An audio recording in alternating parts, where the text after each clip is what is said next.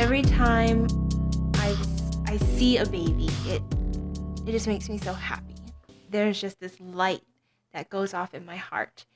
When it came to kids, it's kind of weird. Like they were there, like, oh, a child, look, it's a baby.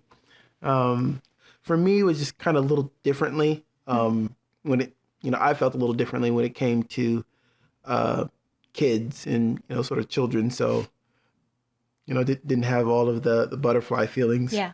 Yeah. It's always been a topic of discussion, but whether he's agreed with it or not, that's a different story. It's always, I mean, even dating, the topic comes up of how many kids do you want? Or I wonder what our kids are going to look like. That's just the part of hope that comes with a committed relationship.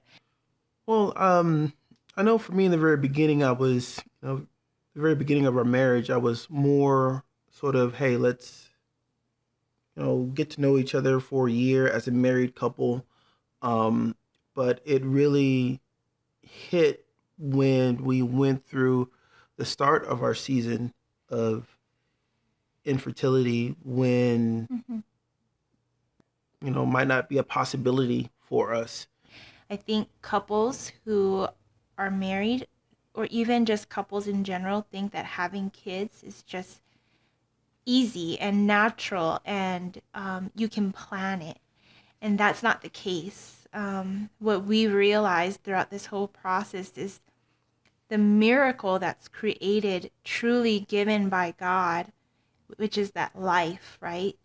But God had different plans. And so on January 28th, 2017, when the HSG test was being performed, and in the middle of the study, I was in, now mind you, I was in excruciating pain. The whole experience was traumatizing to the point where I was seeing stars in my eyes and I was with tears flowing down my cheeks. I pleaded with the doctor to stop the test, but he encouraged me that he just needed a few more minutes, and I told him I'm about to pass out.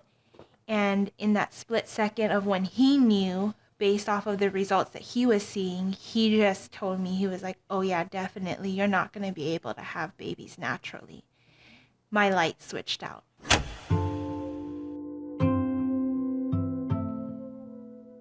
I was powerless. Um, I'm wired to fix problems. It's my profession. It's someone calls me, I fix an issue.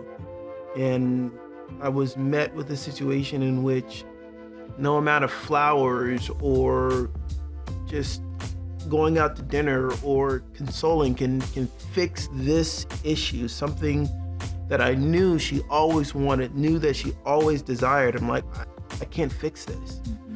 I can't make it better. And it was just like, God, what do I do? I cannot fix this. So actually, after that procedure was done on Friday, back in 2017, I actually ended up in the hospital for 5 days. And I was just in a vegetable state. That's when, what Manny described, he felt powerless, because as he explained to me, he was looking at me in the hospital room, and he even told me, later down the road, he was like, I didn't recognize you.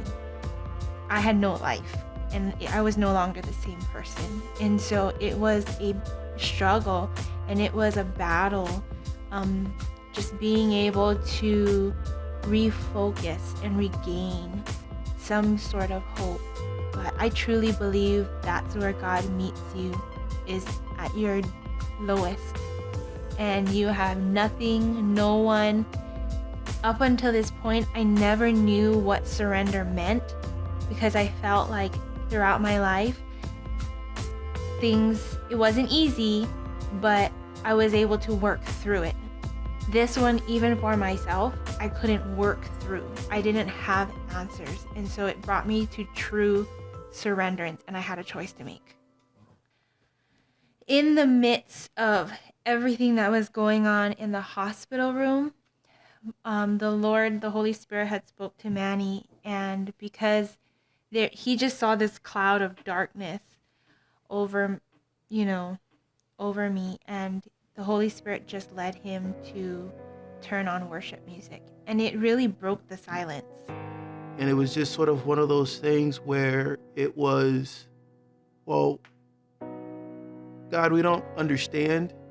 It doesn't necessarily make sense, but I know that you are in this situation, so we will serve you, while we go through it. And it's easier said than done. And a lot of times there were still difficult moments in which just trying to understand, why such a thing is so easy for everyone else, but we can't have this.